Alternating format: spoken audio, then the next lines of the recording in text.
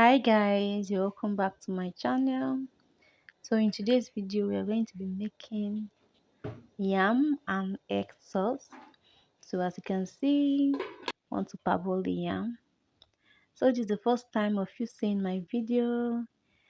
Join the family by clicking on that subscribe button.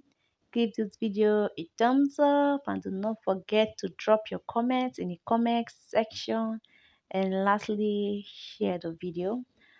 So as you can see, I just boiled the yam. So checking if the yam is fully cooked. After which I'm going to remove the yam and I will start making my egg sauce. So guys, enjoy the video.